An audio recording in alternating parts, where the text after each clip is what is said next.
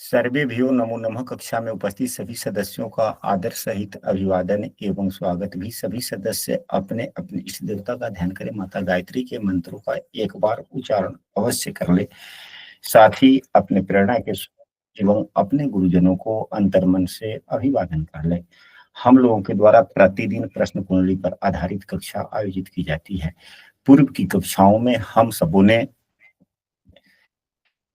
विवाह के बारे में बहुत कुछ अध्ययन अपने ज्ञान के आधार पर किया था। आज से गर्भ की स्थिति एवं संतान से संबंधित प्रश्न कुंडली से हम लोग क्या क्या देख सकते हैं और कैसे देख सकते हैं, उस पर चर्चा करेंगे।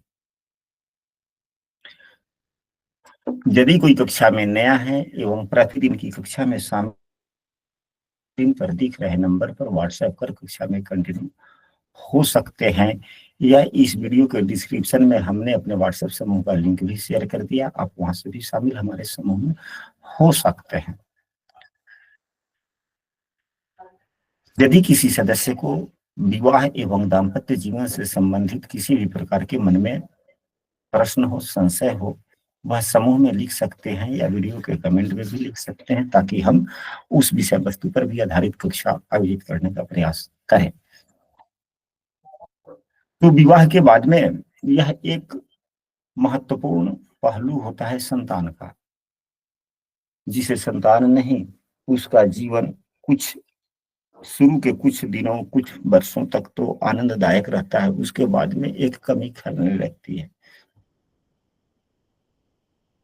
लोग तरह तरह के उपाय एवं दवा करते हैं संतान प्राप्ति हेतु। यह एक सुखद क्षण होता है जब घर में संतति संतान का जन्म होता है। अक्सर घर की महिलाएं या और भी सदस्य जब इस प्रकार की स्थिति बनती है तो पंडित जी से या हम सब उससे पूछते हैं कि क्या सब कुछ सकुशल तो रहेगा। तो इसके लिए हमारे प्रश्न शास्त्रों में कुछ श्लोक देखने को मिलते हैं। दो ही स्थितियां बनती है गर्भ के समय में, दो ही स्थितियां बनती है। एक गर्भ की कुशलता, दूसरा गर्भपात। दूसरा गर्भपात। गर्भपात। हमारी आवाज स्पष्ट आप लोगों को सुनाई दे रहा है? जी गुरु जी। व्हाइट बोर्ड दिख रही है? जी। चलिए, तो हमारे जातक शास्त्रों में, प्रश्न शास्त्रों में, प्रश्न शास्त्र के जो फ्रांसिस की पुस्तक है उसमें एक श्लोक आता है गर्भपात के लिए कि गर्भस्य कुशल प्रश्न, गर्भस्य कुशल प्रश्न पंचमे पाप खेचर स्वस्वामी दृष्टि रहिते तदा गर्भच्युतिर्भवेत्। इसी एक श्लोक को में कई सूत्र छुपे हुए हैं। हम सबों को श्लोक को खूब बढ़िया से समझना चाहिए। यदि आप लोगों को श्लोक नोट करना है तो नोट कर सकते हैं। हमें याद नहीं कि किस पुस्तक की है, लेकिन उम्र के इस पड़ाव में हमने काफी पुस्तकों का अध्ययन किया, याद नहीं है। कुछ खरीदे हुए, कुछ शिष्यों के द्वारा दिया गया, कुछ वैसे भी, कुछ हमारे घर में हमारे पूर्वजों के द्वारा जो पुस्तक संग्रह करके रखा गया था उसको भी अध्ययन करने का मौका मिला। तो उसमें लिखा हुआ है गर्भस्य कुशल प्रश्न। यदि गर्भ की कुशलता के लिए कोई सदस्य, कोई व्यक्ति प्रश्न करता है तो हम सबों को पंचम भाव देखना चाहिए। यह नहीं पूछनी चाहिए हम सबों को कि यह गर्भ पहला है कि दूसरा है कि तीसरा है कि चौथा है, नहीं पूछे।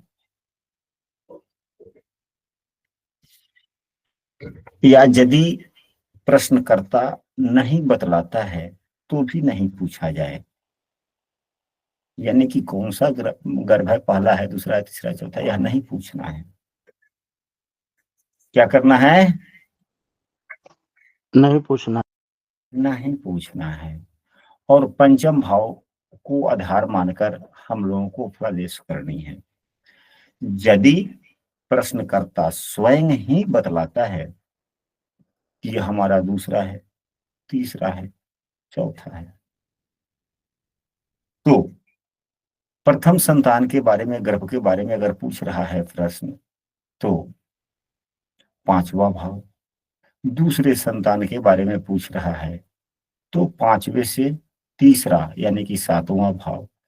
अगर तीसरे संतान गर्भ स्थिति के बारे में पूछा जा रहा हो तो नौवां भाव यानी कि सातवें से तीसरा। अगर चौथे संतान के बारे में पूछा जा रहा हो तो नौवें से तीसरा यानी कि 11वें भाव का विचार करना चाहिए। फिर पंचम भाव का विचार नहीं नहीं करना चाहिए। नहीं करना चाहिए। यदि किसी कारणवश, आप तो खैर पूछे नहीं, यदि वह पूछ लेता है या बतला देता है किसी प्रकार से, तो फिर अगर दूसरा बोल रहा है तो पंचम भाव को आधार मानकर हम लोग फलादेश नहीं करेंगे, क्योंकि प्रथम संतान ही पर पंचम भाव से देखा जाता है। दूसरा संतान सातवें भाव से। इसका कारण यह है कि तीसरा भाव हमारे खास छोटे सहोदर का होता है। तीसरा भाव खास छोटे छोटे भाई का। होता है, तो प्रथम संतान का खास छोटा सहोदर तीसरा भाव होता है, इसलिए सातवां हो गया। दूसरे संतान के लिए सातवां भाव, तीसरे संतान के लिए नौवां भाव हम लोग क्यों विचार करते हैं? हम सबों के गुरुजन ने यह सुझाया है, तो क्यों सुझाया है, कारण स्पष्ट हुआ या नहीं?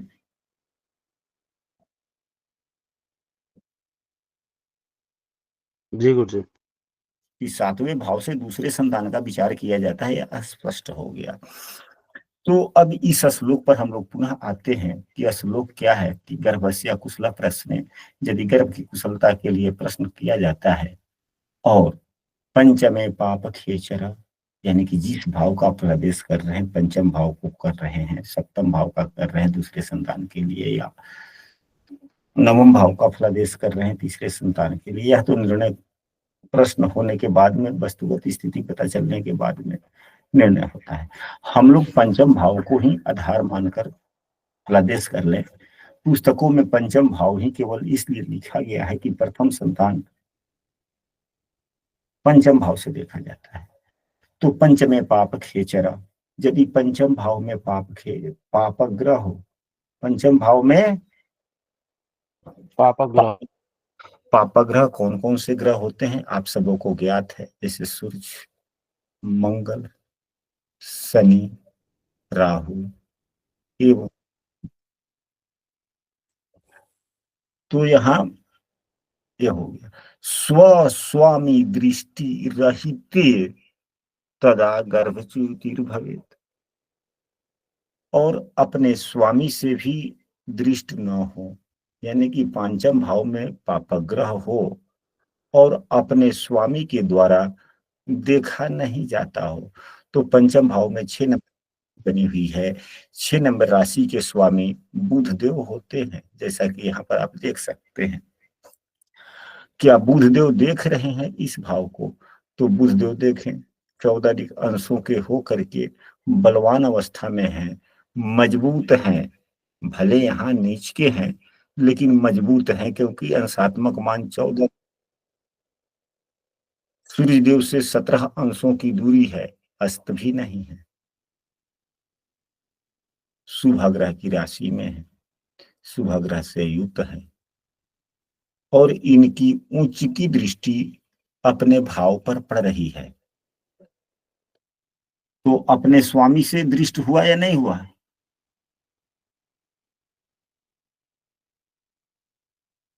दृष्ट हो गया हो गुरु। गया गुरुजी।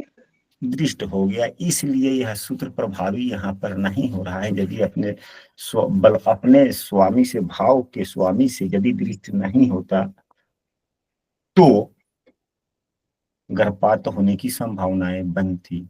यहाँ पर मंगल देव भी देख रहे हैं, यहाँ पर मंगल की भी चौथी दृष्टि है। मंगल की पंचम भाव पर दृष्टि होने से भी गर्भपात होता है। मंगल की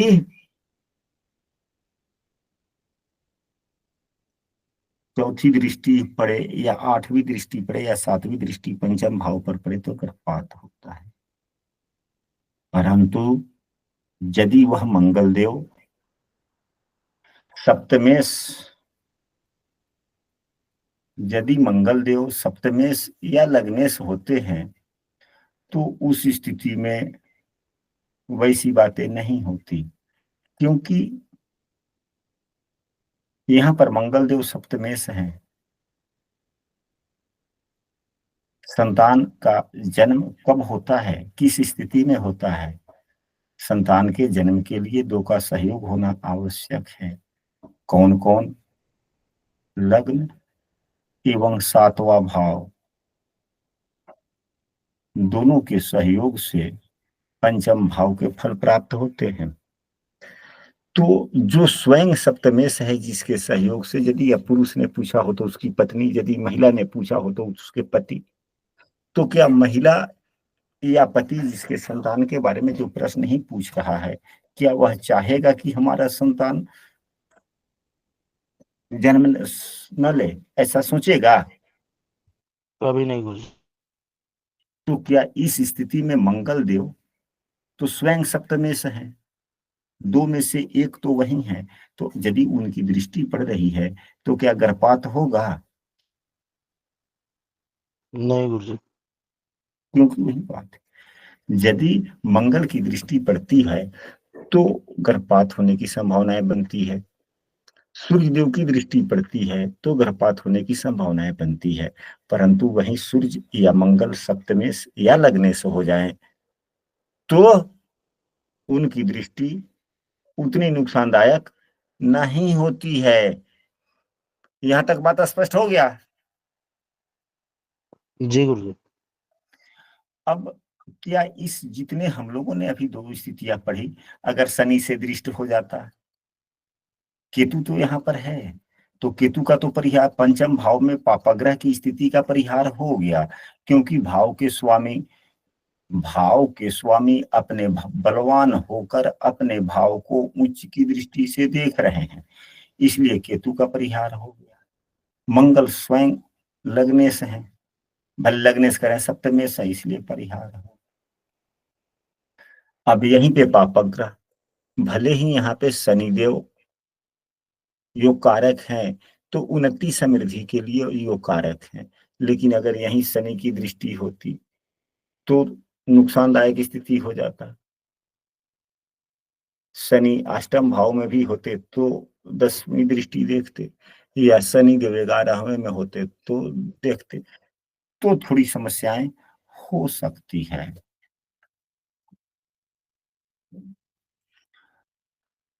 बात स्पष्ट हुआ? जी गुरु। आगे आगे बढ़ा जाए तो दूसरे श्लोक को भी हम लोग थोड़ा पढ़ लेते हैं, चर्चा कर लेते हैं। एक श्लोक और है कि पंचमे शुभ संयुक्ते, पंचमे शुभ संयुते स्वामिनांग च युते छिते, यानी कि पंचम भाव शुभ ग्रहों के द्वारा देखा जाता हो या शुभ ग्रह की स्थिति बनती हो, स्वामिनांग च युते छिते, यानी कि भाव के स्वामी के द्वारा देखा जाता हो, तो गर्भ की कुशलता होती है। अब यहाँ पर देखा जाए, पंचम दृष्टि से देवगुरु बृहस्पति देख रहे हैं, भाव के स्वामी भी देख रहा है, दोनों ही सूत्र लें तो कहा जाता है, पुस्तकों में वर्णित है कि गर्भस्य कुशलम गेयम, यानी कि तब अगर इस प्रकार की स्थिति बनती है तो गर्भस्य कुशलम गेयम, यानी कि गर्भ की स्थिति अच्छी जानना चाहिए, अच्छा है। अभी तक जो जितने दो तीन सूत्रों के बारे में, चार सूत्रों के बारे में हम लोगों ने पढ़ा, आप लोगों ने सुना भी, उस आधार पर आप लोग यह बतलाएं कि इस कुंडली में अगर यह प्रश्न पूछा जा रहा हो कि गर्भ की स्थिति कैसी है, कोई चिंताजनक बात तो नहीं, तो आप सभी क्या उत्तर देंगे, सुझाव क्या देंगे, क्या कहेंगे आप लोग?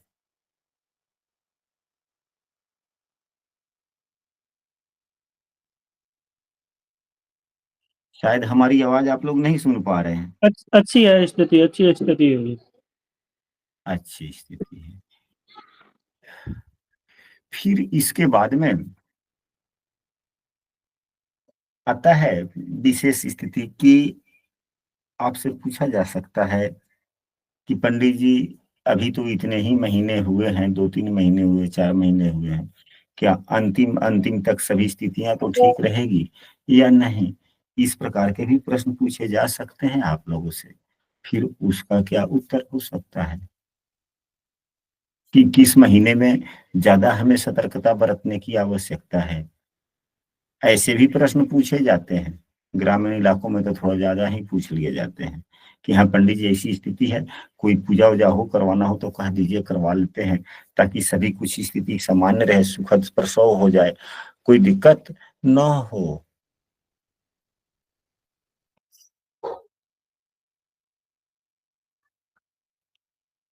तो इसके लिए इसके लिए गर्भ 9-10 महीने का होता है। 9 महीने से कभी कभी थोड़ा 2-4-10 दिन अधिक हो जाए, सामान्यतः 9 महीने हम लोग जानते हैं। 10वां भी कभी कभी हो जाता है, 2-4 दिन आगे पीछे। तो हर महीने का, हर महीने, हाँ, हर महीने के अलग अलग मालिक होते हैं। जैसे प्रथम महीना, दूसरा महीना, तीसरा, चौथा, पांचवा, छठा, सातवां, सातवां, आठवां, नौवां, 10वां। इससे पहले अगर वह व्यक्ति बोलता है कि इतने महीने का है तब भी ठीक है।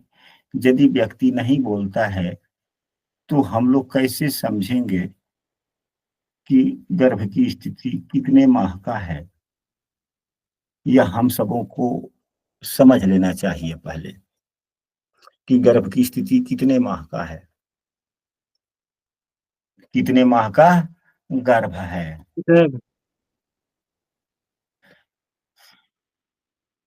हालांकि यह प्रश्न कम पूछे जाते हैं, ना के बराबर पूछे जाते हैं, क्योंकि जो आपसे प्रश्न पूछ रहा होता है उसके घर के स्वयं की स्थिति होती है, इसलिए वह परीक्षा तो लेता नहीं है, वह तो कुछ सुझाव लेने आता है।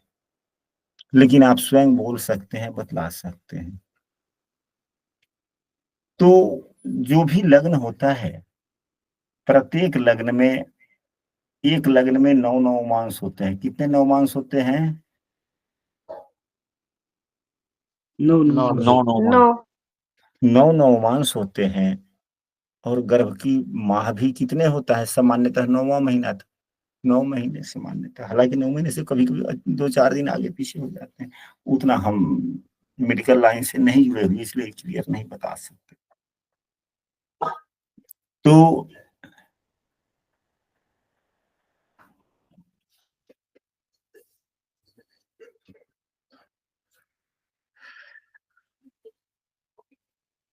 हमारे गुरुजनों का कहना है कि लग्न जितने देर व्यतीत हो चुका है, लग्न जितने देर व्यतीत हो चुका है उतने मास बीत चुके हैं। लग्न जितने नवमांश व्यतीत हो चुका है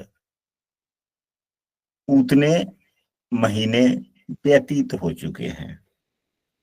जितना नवमांश बाकी है उतने दिन गर्भ का समय अभी है। क्या इस सूत्र को खूब बढ़िया से विवेचना करने की आवश्यकता है या आप लोग समझ रहे हैं? समझ गए गुरु। फिर भी थोड़ा जानना था गुरुजी, उदाहरण के द्वारा। चलिए, तो कहने का मतलब यह है कि जब आप प्रश्न कुंडली बनाएंगे तो नवमांश जानने के लिए लग्न के अंशों की आवश्यकता होगी। लग्न के अंश की आवश्यकता होगी। तो लग्न का अंश का निर्धारण हम कैसे करें? तो आप जब स्वर कुंडली बनाएंगे तो स्वर कुंडली बनाएंगे, सामने वाले से किसी भी वस्तु का नाम आप पूछते हैं तो नाम के आधार पर, तो प्रश्न के बस नाम के शुरू के अक्षर के आधार पर आपने लग्न का तो निर्धारण कर लिया। क्या कर लिया? लग्न का निर्धारण हो गया, आपने लग्न कुंडली बना ली। लेकिन लग्न के अंशों का ज्ञान कहाँ से मिलेगा? तो वर्तमान में जो लग्न उस समय व्यतीत कर रहा होता है उस लग्न के अंशात्मक मान जितने हैं उतना ही मान लिया जाता है, उतना ही मान लिया जाता। मान मान लिया जाता है।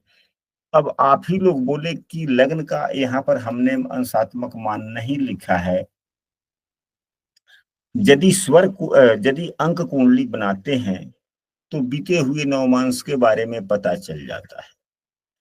अब यहीं प्रश्न के लिए संख्या 10 मिला है तो इससे स्पष्ट है कि यह पहला नवमांश ही भोग कर रहा है, पहला नवमांश ही भोग कर रहा है, या पहला नवमांश पार कर गया। लेकिन पार नहीं किया है, पहला नवमांश ही भोग कर रहा है। पार कर गया होता तो जब 11 प्रश्न बोले जाते, संख्या बोला जाता, तो 11 में 9 से भाग देंगे, एक मर्तबा 9, तब 2 शेष बचा। तो जितना शेष बचता है वहीं बीते हुए नवमांश होते हैं, वहीं बीते हुए। तो गुरुदेव अगर 0 रह गया तो? हाँ, 0 अगर हो गया तो समझिए कि आखिरी समय चल रहा है, यह 9वां नवमांश है, यानी कि 1 महीने से कम के अंदर में ही 9वां नवास या गुरुदेव पहला नवास होगा वो? नहीं ना, 0 हो गया तो 9वां। अच्छा एक, हाँ 0 है तो आखिरी चल रहा है, 9वां नवमांश व्यतीत हो ही रहा है। ठीक गुरु ठीक। तो जब 9वां नवमांश बीत जाएगा तब ना फिर वह 1 होगा, तब फिर 1 होगा तो राशि बदल जाएगी ना। जी जी। तो यह, तो लग्न का अंश पता चल जाएगा। यदि लग्न का अंश वैसे व्यतीत हो गया स्वर कुंडली से, अगर हम अंक कुंडली से ऐसे पता चला, स्वर कुंडली से हम लग्न बना लेंगे और जो लग्न व्यतीत हो रहा होगा उसके जितने अंश होंगे उतना ही। अब आप लोग कोई एक ग्रहों का कोई लग्न का अंश आप लोग बोले, अब मान लिया जाए कि इन्होंने बोल लग्न का जो जो भी प्रश्न के लिए स्वर उन्होंने बोला, ठीक है, हम लोगों ने कुंडली बना ली। लग्न का अंश अगर उस समय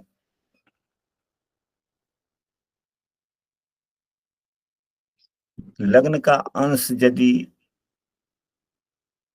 1740 है तो अब इसमें 1740 यह कौन सा नवमांश है?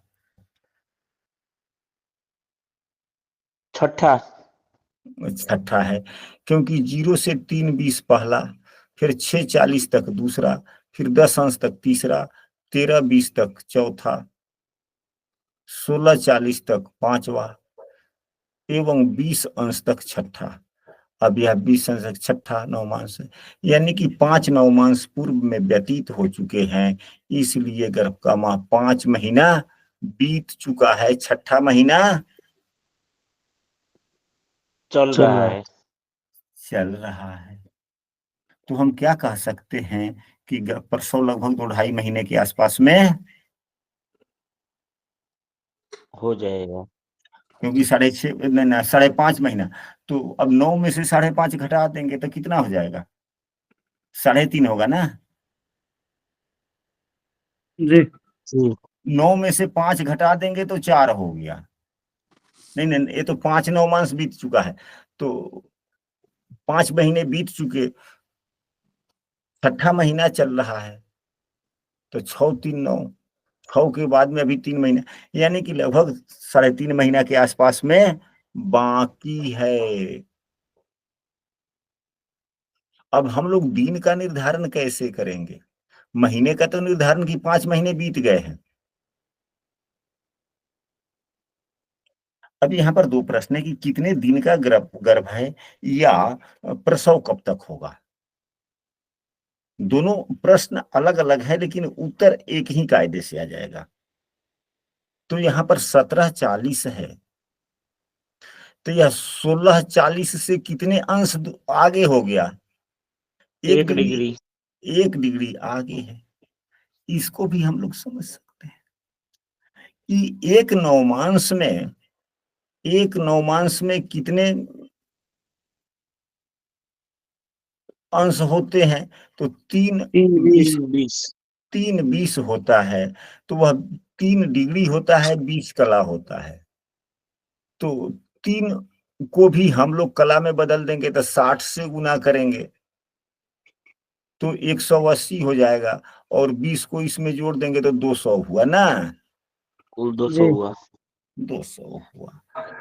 तो इस 200 को में 30 दिन का समय लगता है, यानी कि 1 महीना में 1 नवमांश। तो 1 नवमांश का मान 200 हो गया कला, जो 30 दिन का होता है। अब 200 में 30 से भाग दे देंगे, कितना हो जाएगा? Something about 7×3 = 21। 7 कला के आसपास में हुआ कि नहीं हुआ राउंड फिगर जी। में? जी। जी। जी ये गुरु तो जी। गणित है, जितना सूक्ष्म में जाइएगा उतना सूक्ष्म हिसाब किताब होता चला जाएगा। परंतु उतना सूक्ष्म में जानने की क्या आवश्यकता है, जा भी सकते हैं। तो अब यहाँ पर देखा जाए तो 1 डिग्री है अंतर, 1 डिग्री बीता हुआ, 1 डिग्री अंतर है। तो 1 डिग्री में 60 कला होता है ना, 7 से भाग दे देंगे। जितना दिन आएगा उतना बीत चुका है, उतना बीत चुका है। जी। तो 7×7 = 49, 7×8 = 56, 7×9 = 63, यानी कि लगभग 5 महीना 9 दिन बीत चुके हैं। 63 को 60 ही मान लिया जाए राउंड फिगर में, लगभग की बात है। तो अब बातें स्पष्ट हो गई कि 5 महीना 9 दिन लगभग बीत चुका है। तो उधर कितना बचा? 3 महीने 20 दिन। 3 महीने 20 दिन। 20 दिन, यानी कि 3.5 महीने के बाद और 4 महीने से पहले गर्भ प्रसव होने की संभावनाएं बनती है।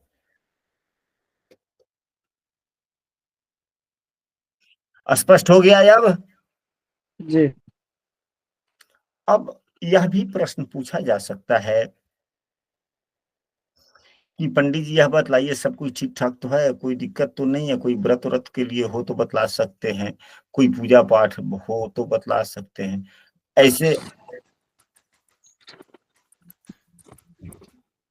ऐसे लोग पूछते हैं कि नहीं पूछते हैं?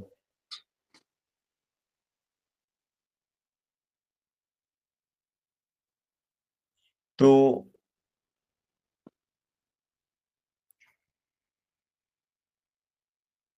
इसके लिए हम लोग क्या कर सकते हैं? तो इसके लिए सभी मासों के स्वामी सभी मासों के स्वामी को हम लोग देखने का प्रयास करते हैं, उसके सहारे हम लोग समझते हैं।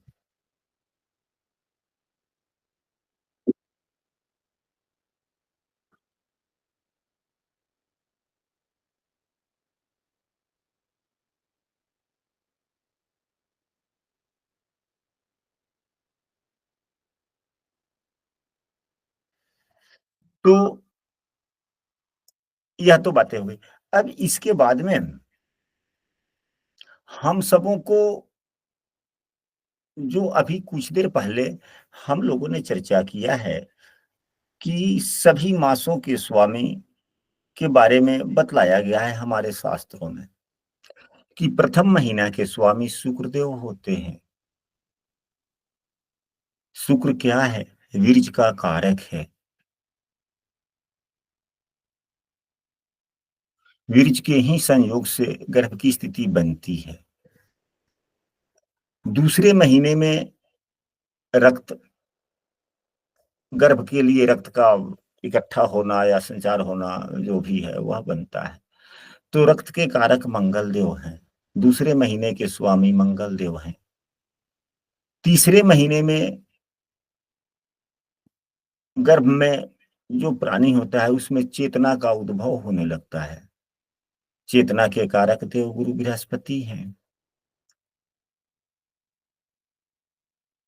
चौथे मास में गर्भ में आत्मा का प्रवेश होता है, हृदय धड़कने लगता है चौथे मास से। तो आत्मा के कारक सूर्य देव हैं। तो चौथे मास के स्वामी सूर्य देव होते हैं।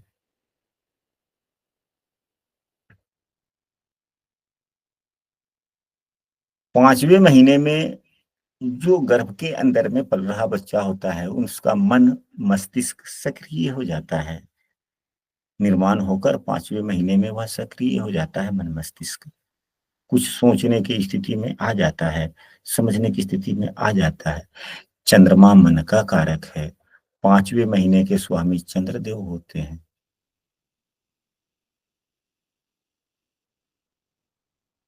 छठे महीने से त्वचा का, शरीर के ऊपर त्वचा का निर्माण होना शुरू हो जाता है।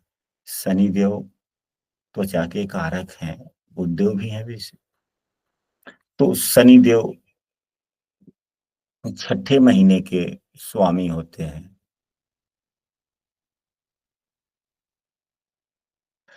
गर्भ के सातवें महीने में गर्भ में पल रहे बच्चे का बुद्धि का विकास होने लगता है, बुद्धि सक्रिय हो जाती है। इसलिए सातवें मास के स्वामी बुधदेव होते हैं। आठवें मास में हड्डियां सुदृढ़ होने लगती है। इनके स्वामी लग्नेश स्वयं हो जाता है। लग्नेश, जो लग्नेश बन रहा हो कुंडली का।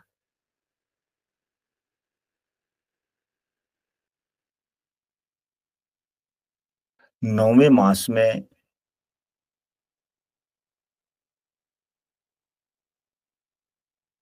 हड्डियां पूर्ण रूप से मजबूत हो जाती है। इसलिए नौवें मास के स्वामी सूर्यदेव होते हैं। एवं जब ही 9 महीने समाप्त हो जाते हैं, 10वें महीने के स्वामी सूर्य एवं चंद्र दोनों ही होते हैं। अब जो हम लोगों ने प्रश्न कुंडली बनाई, हम लोग सभी ग्रहों की स्थिति को समझने का प्रयास करते हैं। यदि 5 महीना व्यतीत हो चुका है तो फिर छठे, सातवें, आठवें, 9वें महीना एवं 10वें महीना के स्वामी की स्थिति देखते हैं कि कौन से ग्रह की स्थिति अच्छी है, कोई ग्रह पीड़ित तो नहीं है। अब यहाँ पर छठे महीने के स्वामी शनि देव हैं। शनि देव की स्थिति को हम लोग देखेंगे कि शनि खराब तो नहीं है, कमजोर तो नहीं है, पीड़ित तो नहीं है, स्थिति कैसी है। तो इस उदाहरण कुंडली में शनि देव की स्थिति देखें कि अपने आप में है बलवान, परंतु अस्त हैं, परंतु अस्त हैं। तो अस्त के ग्रह का प्रभाव अच्छा नहीं होता। अस्त के ग्रह का प्रभाव अच्छा नहीं होता। समस्याएं आ सकती है। किस महीने में? छठे महीने में। यानी तो हम लोग कह सकते हैं कि अभी जो वर्तमान में जो समय बीत रहा है गर्भ की स्थिति के बारे में आपने पूछा, तो जो अभी बीत रहा है, पहले तो सब कुछ ठीक ठाक था, जैसे था वैसे था, लेकिन अभी वर्तमान में कुछ समस्याएं दिख रही। वर्तमान में परेशानियां दिखेंगी। वर्तमान में समस्याएं दिख रही है। फिर वह पूछेंगे कि क्या करें, तो शनि देव से संबंधित हम पूजा पाठ बतला सकते हैं। शनि देव से संबंधित कुछ भी हम शनिवार के दिन हम कह सकते हैं कि हाँ, हनुमान जी की पूजा पाठ कीजिए, ताकि मजबूती और मिले। मजबूती के लिए, या शनिवार के दिन पीपल के पेड़ के नीचे हम दिया वगैरह जलाएं। अब वह दिया जलाएं कि क्या करें, तो यहाँ शनिदेव वायु तत्व में है। शनिदेव वायु तत्व के हैं। तो हम दिया नहीं जलाने का सुझाव देंगे। अगर अग्नि तत्व में होते तो हम दिया जलाने की सुझाव देते कि आप पीपल के पेड़ के नजदीक में दिया जला। जल तत्व में होते तो हम कह सकते थे कि शनिवार के शनिवार आप पीपल के पेड़ पे जल चढ़ाएं। लेकिन यहाँ पर वायु तत्व में है, हम कह सकते हैं कि आपके घर के अगल बगल में जो मंदिर हो या कोई अच्छा स्थान हो जहाँ पे पीपल का पेड़ हो, वहां पर आप जाएं, बैठें, मनन चिंतन करें एवं शनि देव से प्रार्थना करें। शनि चालीसा वगैरह पढ़ें, और पढ़े तो थोड़ा बोल कर पढ़ें। यदि नहीं, हम अगल बगल में वैसी स्थिति नहीं बनती है, पीपल का पेड़ नहीं है, कोई बात नहीं है। हम अपने घर पे भी हम कह सकते हैं कि आप अपने घर पर भी चालीसा वगैरह का पाठ करें या सुंदरकांड का पाठ करें, इस शुभ शनि के शुभ फल के प्राप्ति हेतु। अब पुनः इसके बाद में 7वें महीने के स्वामी बुधदेव होते हैं। कुंडली में बुधदेव की स्थिति कैसी है, अच्छी है या बुरी है? तो बुधदेव की स्थिति अच्छी नहीं है, बुधदेव नीच के हैं। बुधदेव नीच के हैं।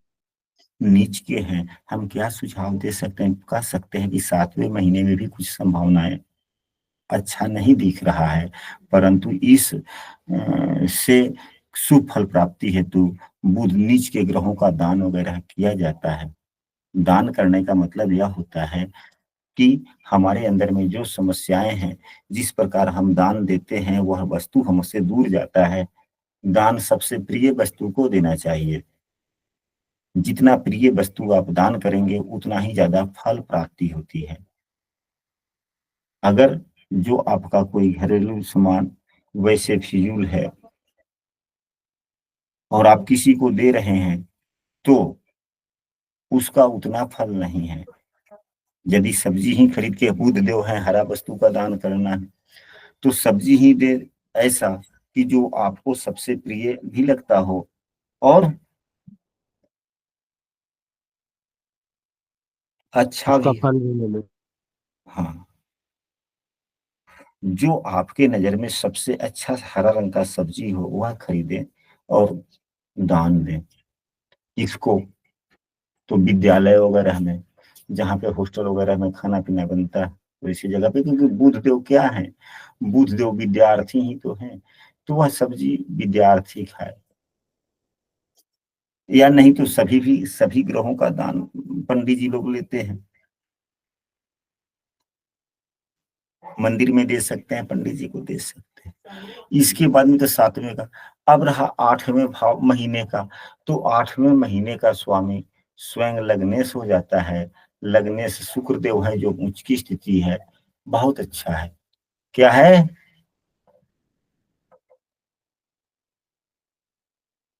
8वें महीने में किसी भी तरह की कोई अनिष्ट की आशंका है? नहीं है गुरुजी। नहीं है। 9वें मास के लिए सूर्यदेव, तो सूर्यदेव बलवान है।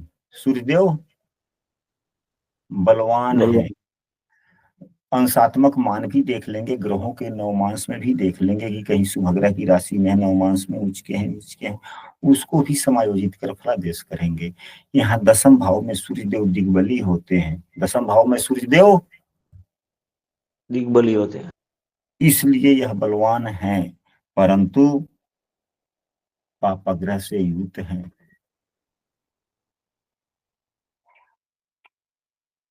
और सूर्य देव जब किसी पापग्रह से युक्त होते हैं तो पापग्रह का प्रभाव उतना नहीं होता। सूर्य देव यदि किसी पापग्रह से युक्त होते हैं तो उस पापग्रह का प्रभाव सूर्य पर उतना नहीं होता। हाँ, यदि राहु से युक्त होते हैं सूर्य देव तो वह प्रभाव थोड़ा ज्यादा ही हो जाता है राहु या केतु से युक्त होने पर।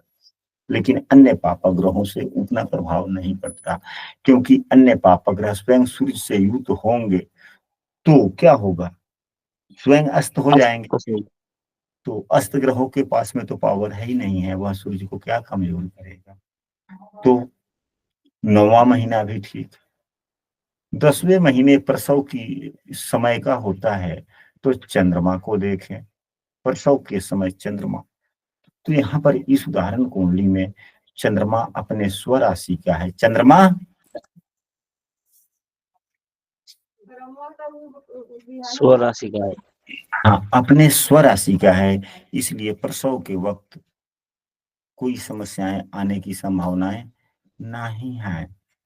लेकिन चंद्रमा की स्थिति को देखें, चंद्रमा पाप कर्तरी में है। किस चीज में है?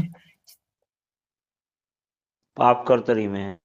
चंद्रमा पाप कर्तरी में है, लेकिन चंद्रमा बलवान है। समस्याएं दिखेगी, लगेगा भी कि समस्याएं हैं, परंतु उतनी बड़ी समस्याएं नहीं है जो हो सकता है।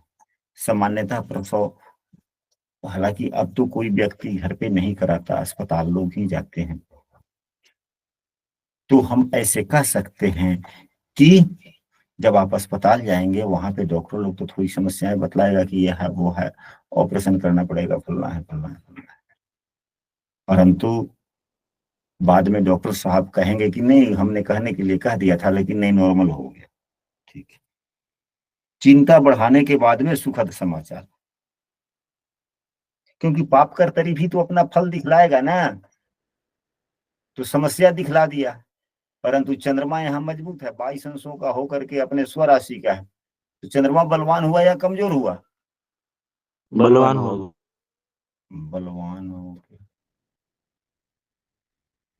हाँ, राहु की भी दृष्टि लेंगे, लेकिन अगर यही चंद्रमा पर सूर्य या मंगल का प्रभाव रहता तो हम लोग कह सकते थे कि ऑपरेशन वगैरह होने की संभावनाएं प्रसव के समय। लेकिन मंगल से चंद्रमा दृष्ट नहीं है, सूर्य से दृष्ट नहीं है, राहु से दृष्ट है। तो राहु दिग्भ्रमित करता है। तो हम यह कह सकते हैं कि प्रसव के समय में आपके मन को दिग्भ्रमित करेगा, समस्याएं दिखेगी, लेकिन वह सिर्फ आपका एक भ्रम हो सकता है। लेकिन अस्पताल अवश्य जाइएगा, सब कुछ ईश्वर करेंगे, तो भगवान पे भरोसा रखें, सब कुछ ठीक हो सकता है। आशा करते हैं कि आज की कक्षा आप सबों को अच्छी लगी होगी।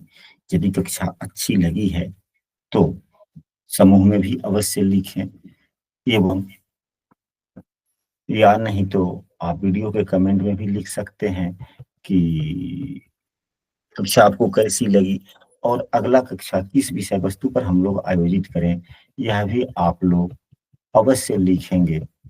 तो आज की कक्षा में इतना ही। यदि किसी सदस्य को आज की कक्षा से संबंधित किसी भी प्रकार के मन में कोई प्रश्न हो तो हैंड राइज करें। हाँ, बोला जाए। जय गुरुदेव। गुरुदेव, कई कई मतलब क्या है, कुछ किताबों में के अंदर लिखा हुआ है कि जितने लगन से जितना सूर्य है ना, उसी अनुसार क्रम में मास जाना है। क्या यह सही है? क्या? सूर्य मतलब क्या है कि लगन से जितने भाव आगे है ना, उतने माह का गर्भ जाने है। हाँ, देखा जाए, यह भी अगर आपने किसी पुस्तक में पढ़ा है तो उसे भी नकारा नहीं जा सकता। हमने जो भी कहा है यह भी हमने पुस्तक में पढ़ा है, एवं हमारे गुरुजनों का भी यह शिक्षा है, एवं इसी सूत्र पर हम उपयोग करते हैं या किसी को बतलाते हैं। तो यह सूत्र पूर्ण रूप से सत्य प्रतीत भी होता है, यानी कि तो एक गुरुदेव, एक जी। इसके अंदर यह भी दिया हुआ है भाई, शुक्र है वो 9वें भाव से अगर आगे होना तो 5वें भाव से गणना करे। हाँ हाँ, बात सही। तो 5वें भाव से ज्ञात करे तो 1 2 3 4 5 6 6 मास का मतलब 5 मास बीत के 6ठे मास के अंदर गर्भ गर्भ की स्थिति जाननी चाहिए, है ना? यही होगा। हाँ जी, देखिए सूत्र चाहे जो भी हो, चाहे जिस कायदे से हो, हम्म, फल आपको एक ही मिलेंगे। चलिए, हाँ, अन्य सदस्य विश्वास जी, आप अपनी बात को रखें। गुरुजी प्रणाम।